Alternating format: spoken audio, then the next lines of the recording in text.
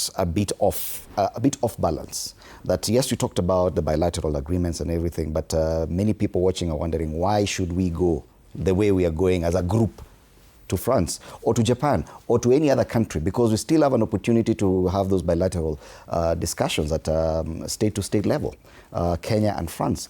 It's the optics of it and how this format looks, that one leader appears elevated and these other people have to come to him. And I don't know why people are avoiding this question.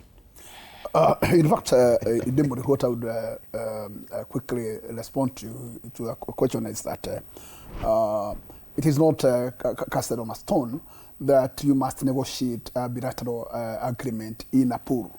It is acceptable to negotiate, because like now the bilateral agreement that we signed with Europe, we signed Europe versus Kenya, but not even as an East Africa, not even as an Africa, but as an individual country. So it's doable. It's only that the nature of this particular conference and the manner it was arranged, probably the French wanted to win a big number of African leadership, and therefore when they are in a pool, probably it's less cost. But I would say personally that, as I said there before, it is a choice of every single reader, because it depends with what is on the plate. Because when you move to this kind of serious discussions, what you need to put on the table first is your interest.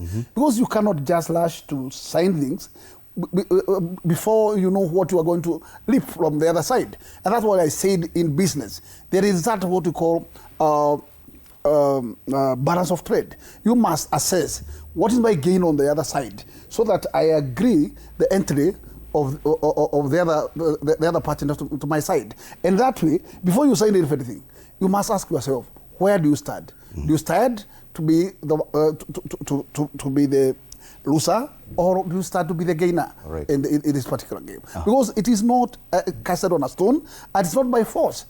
So therefore, at any stage that in fact this kind of negotiations are put on table, I think the genius countries must put their interest first, and before you cast any single vote, you must assess the deal and be convinced that the deal is doable and has value to your side. It looks like the assumption is that all Africans have the same problems and we share all the problems in one pool. Allow me to finish answering your question. I'll come back to you, but let's take a short break. You're watching TV 47 Breakfast. We'll continue this conversation and others after the break.